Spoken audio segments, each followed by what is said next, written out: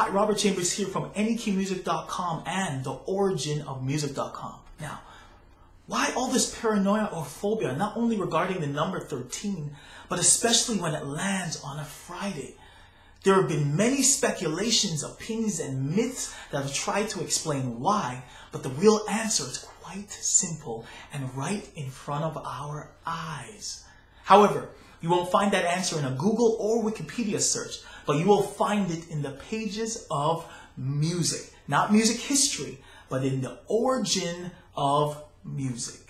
Origin of Music has eluded musicologists, professors, and scientists for centuries. They've succeeded to come up with theories, but not a comprehensive explanation. In May 2012, Robert Chambers was in Zimbabwe to perform at the Jazz Festival with jazz singer Prudence. He was also to conduct music workshops on playing the piano by ear. While preparing, he prayed a prayer that would forever change his life and the history of music. He prayed, "God, I want more of you in the method you gave me." For the next 4 months, he was downloaded with revelation that reveals undeniable evidence that God created music. The proof? Musical concepts like scales, chords fingering, progressions, and more can all be found in the Holy Bible. Coincidence? You be the judge. To get more info on Robert's paradigm-shattering book, Revelations, The Origin of Music, visit www.theoriginofmusic.com.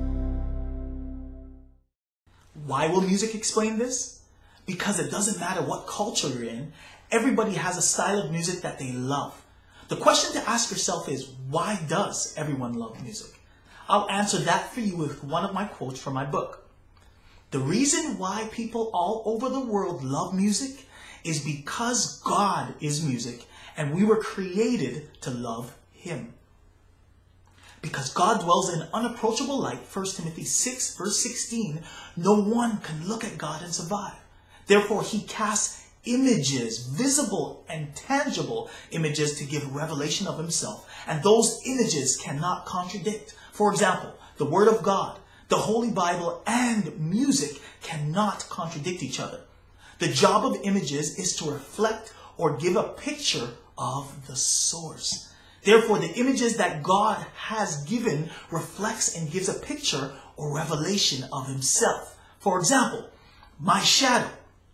Now, you can't see it here, but I can see it on the floor here. All right? My shadow, which is my image, cannot do anything contrary to me. I'll sum that point up like this. The Holy Bible is an image of God, and music is an image of the Holy Bible. All that to say, here is the reason for the number 13 being associated with being unlucky. By the way, it is not an unlucky number. The question you need to ask is, who told you that it was unlucky? They have omitted the 13th floor from many high-rise buildings. In my country, Canada, in a particular municipality, they have banned the number 13 on houses. Many social gatherings won't eat with a party of 13 people.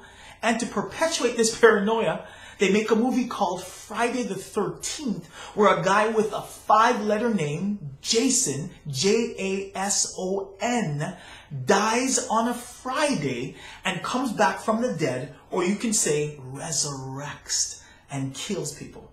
Exhibit A. Do I need to go any further on why it's bad luck? Okay, I will. In music, we have a chord called a 13th chord. You'll find this chord all over jazz music,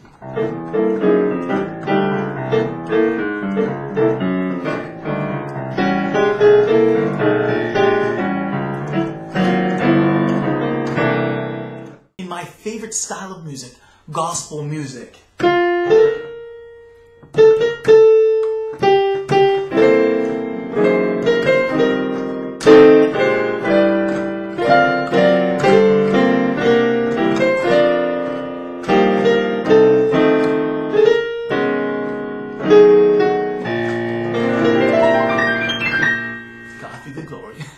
Anyway, as you can see, or I should say here, this chord, this 13th chord, is integral to those styles. Hence, the spiritual nature of those styles. So as a Christian musician and someone who teaches people how to master the art of playing piano by ear, this number is not bad luck to me.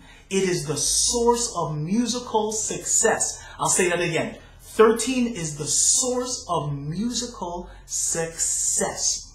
The Jews would tell you that in Hebrew, 13 is mem, meaning bodies of water.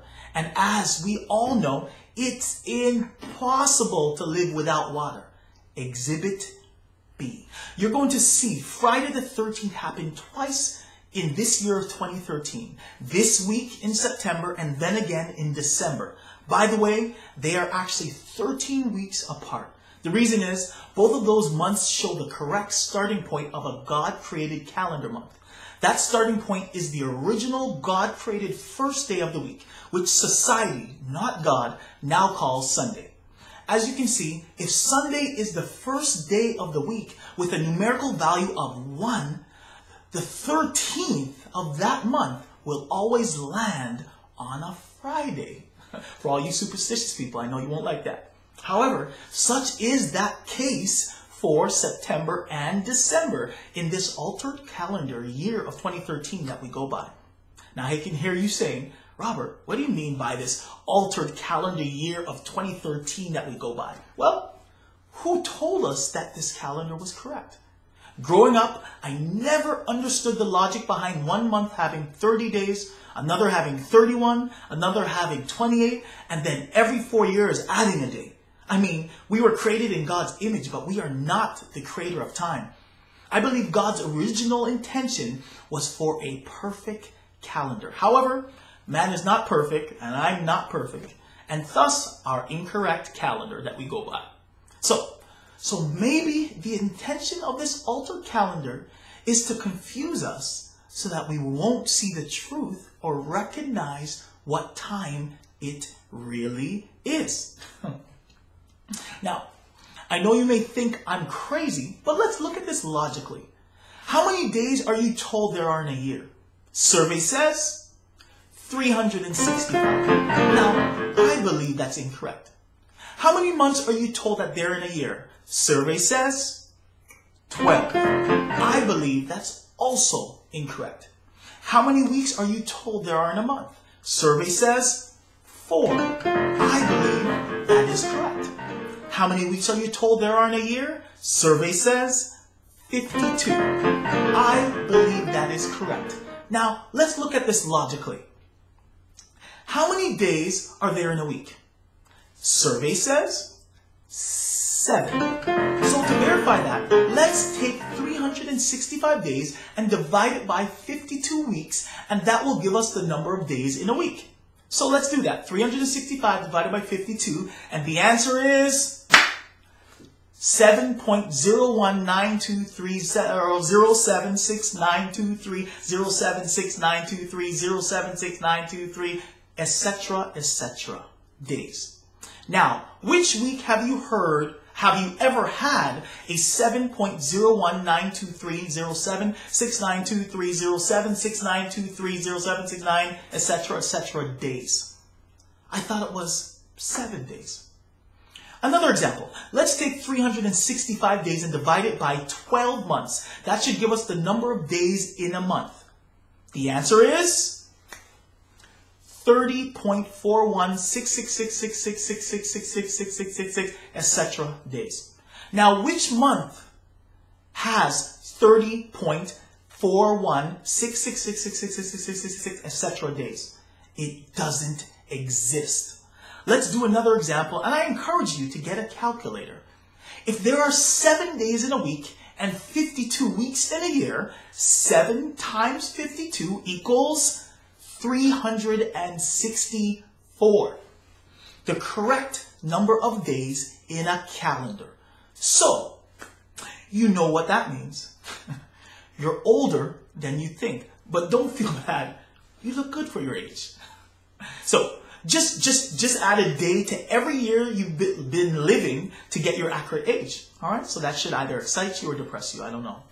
Anyways, what is a 364th in music? If we were to continue going, all right, it is a 7. And 7 is the number of perfection.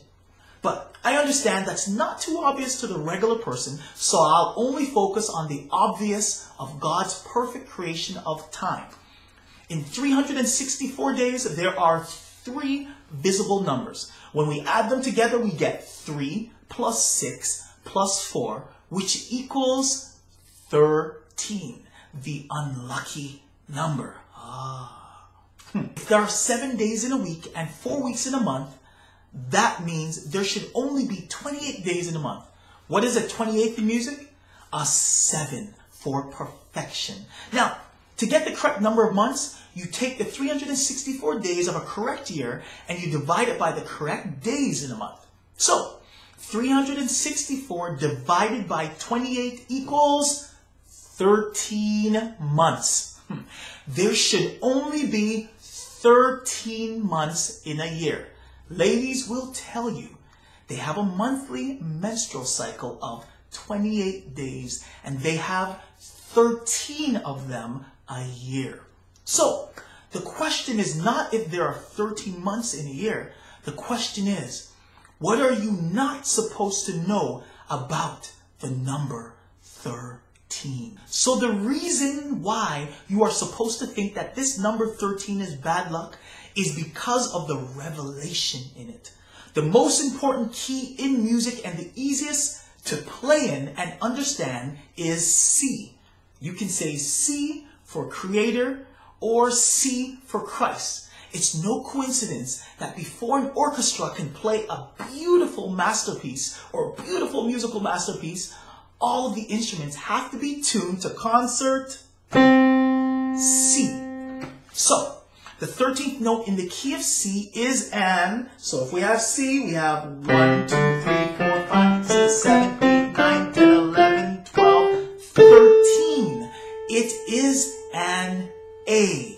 Okay? So now, what is an A in music? Well, we have the A up here, we also have the A here. So you have C, D, E, F, G, A. 1, 2, 3, 4, 5, 6. An A is a 6. And what did God create on day 6? Well, let's read it. Genesis 1:26 verse 28 says this.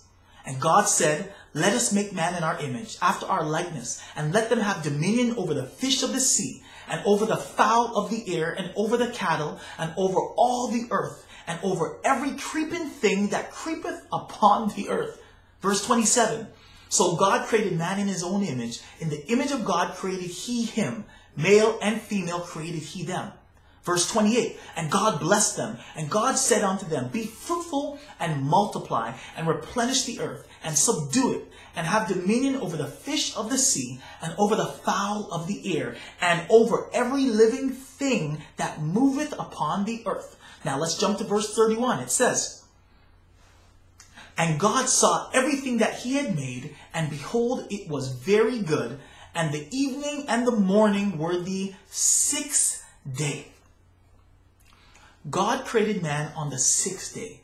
We are related to him, and we are his children. Every one of us are his children. That's why in music, on the 6th degree of the scale, of the main scale in music, which is, we call it, or we use the term, relative minor. Anybody have any relatives out there? Now, I have another video on minor, so I'll just keep with our focus on the number 13. A 13 in music is a 6. So perhaps the reason for you to believe that the number 13 is bad luck is because you are supposed to believe that a particular man is bad luck or a myth. Which man, you say? Well, I'll show you. As you know, a 13 is the 6th note of a major scale. Once again, the most important key in music is C. The 6th note in that key is A, the beginning of our 26-letter English alphabet. Notice, 26 contains 2 13s, but that's for another video. In the Hebrew alphabet, there are 22 letters. By the way, in music, a 22nd is a 1.